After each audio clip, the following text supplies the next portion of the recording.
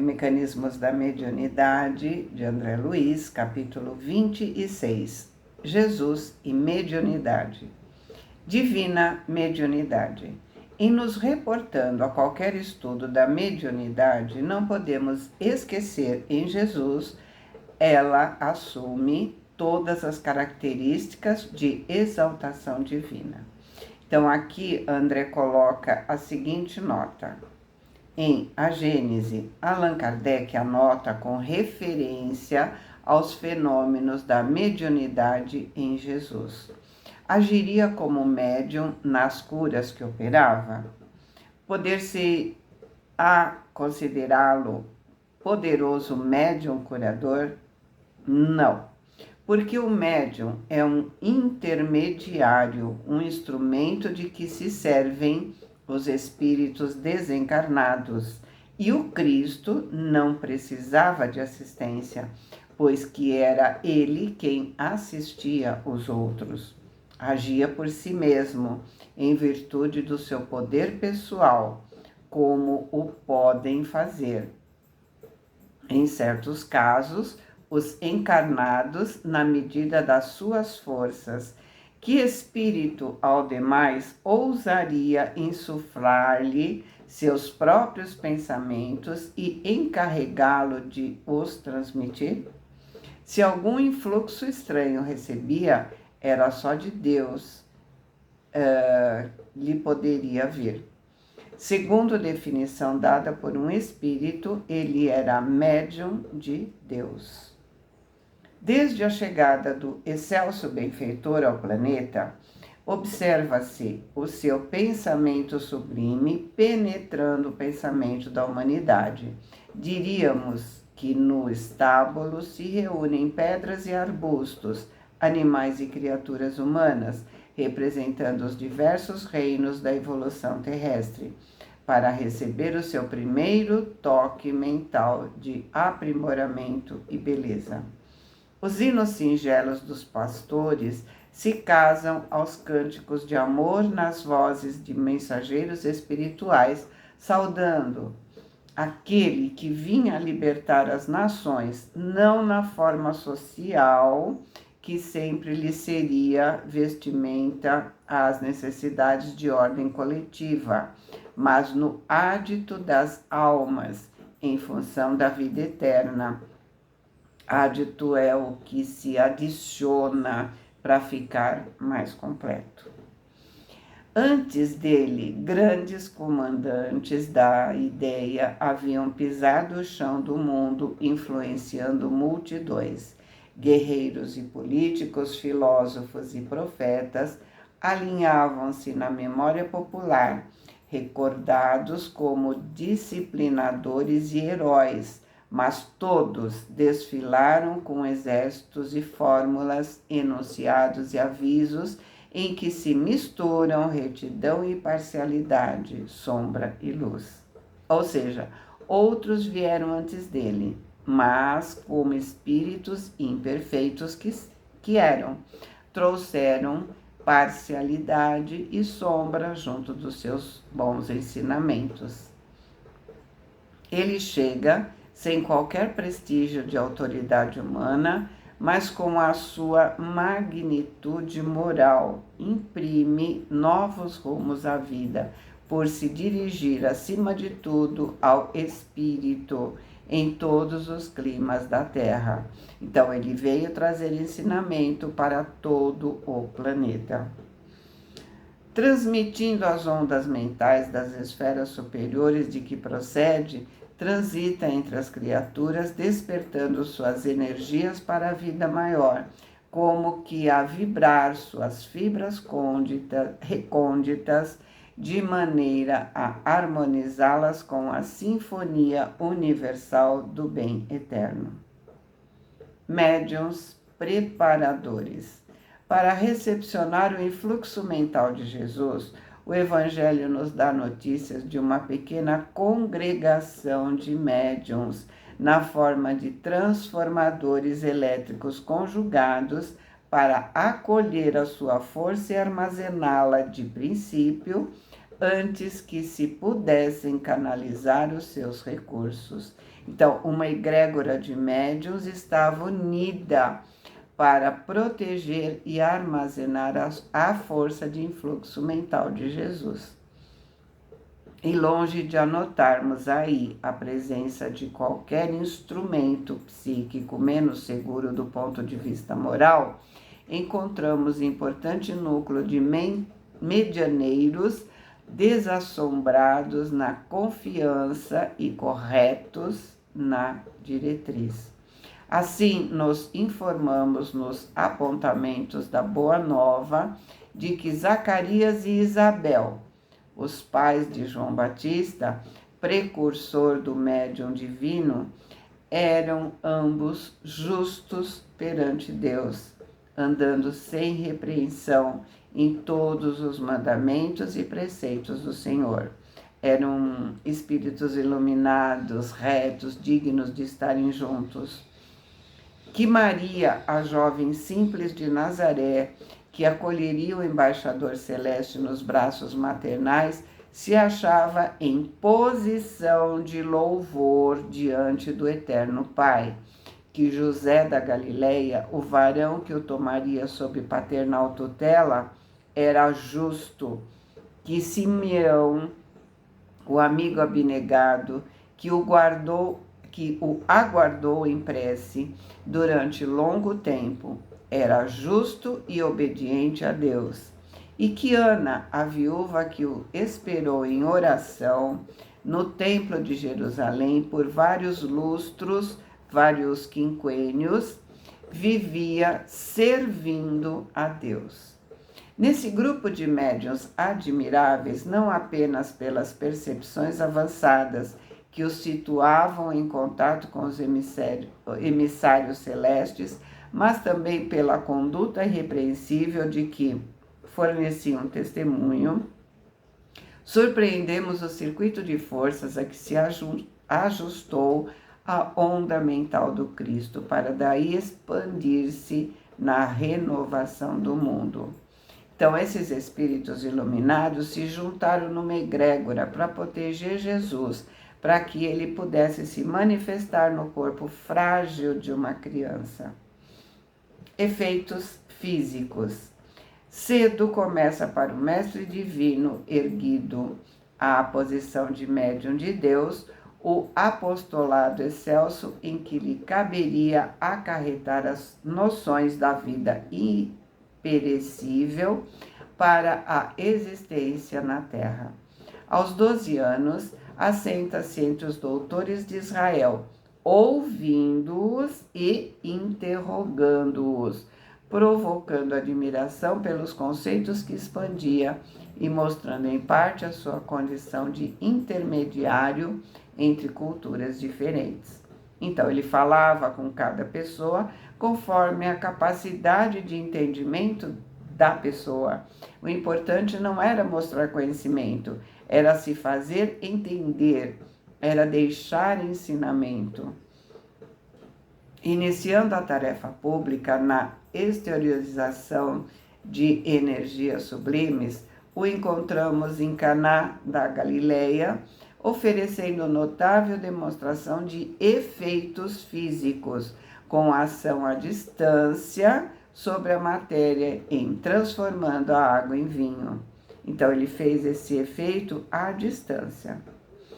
Mas o acontecimento não permanece circunscrito ao âmbito doméstico, porque, evidenciando a extensão dos seus poderes, associados ao auxílio dos mensageiros espirituais, que de ordinário obedeciam às suas ordens e sugestões, nós o encontramos em outra ocasião a multiplicar pães e peixes no alto do monte, para saciar a fome da turba inquieta que ouvia os seus ensinamentos e a tranquilizar a natureza em desvario, quando os discípulos assustados lhe pedem socorro diante da tormenta.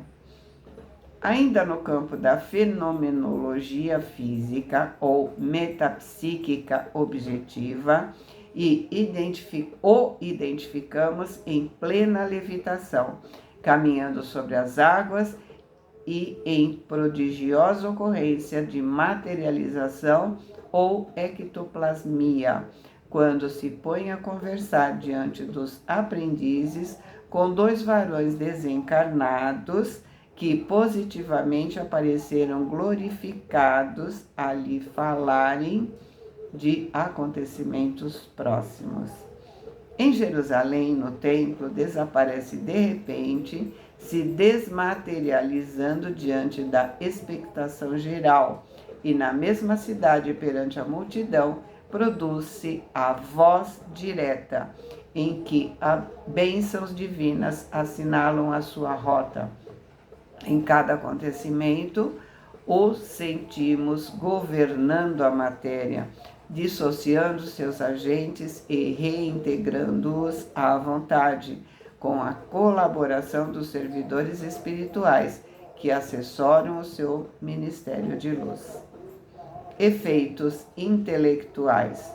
No capítulo dos efeitos intelectuais, ou se quisermos, nas provas da metapsíquica subjetiva, que reconhece a inteligência humana como possuidora de outras vias de conhecimento, além daquelas que se constituem dos sentidos normais, reconhecemos Jesus nos mais altos testemunhos. A distância da sociedade hierosolimita, são os nascidos em Jerusalém, prenuncia os sucessos amargos que culminariam com a sua morte na cruz. Utilizando a clarividência que lhe era peculiar, antevê Simão Pedro cercado de personalidades inferiores na esfera extrafísica e o avisa quanto ao perigo que isso representa para a fraqueza do apóstolo.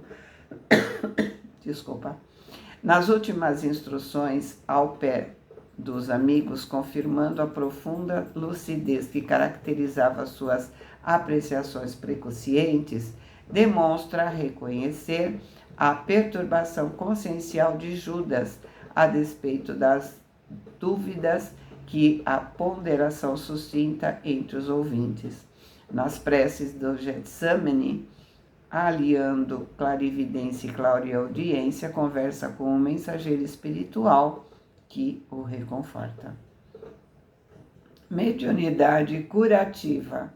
No que se refere aos poderes curativos, temo-lo em Jesus nas mais altas afirmações de grandeza. Cercam-no doentes de várias expressões. Paralíticos estende-lhes membros mirrados, obtendo socorro. Cegos recuperam a visão, ulcerados mostram-se limpos, alienados mentais, notadamente obsidiados, diversos, recobram equilíbrio. Porém, é importante considerar que o grande benfeitor a todos convida para a valorização das próprias energias. Ele diz: o que queres que eu faça? Ou seja, a cura depende da sua vontade. Reajustando as células enfermas da mulher que sofre de fluxo de sangue, lhe diz convincente: filha, tem bom ânimo, a tua fé te curou. E aí, não repita seus erros para que a doença não volte.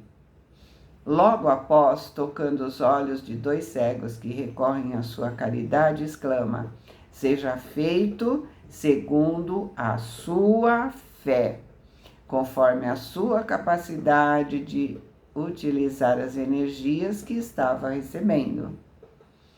Não salienta a confiança por simples ingrediente de natureza mística, mas sim por recurso de ajustamento dos princípios mentais na direção da cura. E encarecendo o imperativo do pensamento reto para a harmonia do binômio corpo-mente, pelas várias vezes o vemos conduzir os sofredores aliviados à vida nobre, como no caso do paralítico de Betesda, que, devidamente refeito ao reencontrá-lo no templo, dele ouviu a advertência inesquecível: eis que já estás são, não peques mais, para que não te suceda coisa pior. Então, quando não temos consciência, a dor é menor. Mas, quando sabemos o que estamos fazendo, a culpa é maior, é reincidência. Então, a doença vem de uma forma muito maior. Evangelho e mediunidade. A prática da mediunidade não está somente na passagem do Mestre entre os homens, junto dos quais a cada hora revela o seu intercâmbio constante com o plano superior, seja em conversas com os emissários de alta estirpe, seja em se dirigindo aos aflitos desencarnados, no socorro aos obsessos do caminho, mas também na equipe dos companheiros aos quais se apresenta em pessoa depois da morte, ministrando instruções para o edifício do Evangelho nascente. No dia de Pentecostes, vários fenômenos mediúnicos marcam a tarefa dos apóstolos, mesclando-se efeitos físicos e intelectuais na praça pública, constituindo-se a mediunidade desde então em viga mestra de todas as construções do cristianismo nos séculos subsequentes. Porém, em Jesus e em seus primitivos continuadores, a encontramos pura e espontânea, como deve ser, distante de particularismos inferiores, tanto quanto isenta de adereços. Neles, os valores mediúnicos se mostram a serviço da religião cósmica do amor e da sabedoria, na qual os regulamentos divinos em todos os mundos instituem a responsabilidade moral segundo o grau de conhecimento, situando-se desse modo a justiça perfeita no íntimo de cada um, para que se outorgue isso ou aquilo a cada espírito, conforme as próprias obras. Então, dentro do seu conhecimento, cada um é responsável por aquilo que faz. Portanto, quanto maior o conhecimento, maior é a responsabilidade. Assim, o Evangelho não é o livro de um povo apenas, mas o código de princípios morais do universo, adaptável a todas as pátrias, a todas as comunidades, a todas as raças e a todas as criaturas, porque representa, acima de tudo, a carta de conduta para a ascensão da consciência à imortalidade, na revelação da qual nosso Senhor Jesus Cristo empregou a mediunidade sublime como agente de luz eterna, exaltando a vida e aniquilando a morte, abolindo o mal e glorificando o bem, a fim de que as leis humanas se purifiquem e se engrandeçam, se santifiquem e se elevem para a integração com as leis de Deus. Então, amar a Deus é amar a si mesmo, para poder amar o próximo. Porque se eu não me amo, eu não sei amar o próximo. Lembra que ele disse, amar o seu próximo como a si mesmo. E assim, né, agradecidas pelos ensinamentos recebidos, nós damos por encerrado o estudo desse livro. Boa semana, fiquem com Deus, amo vocês.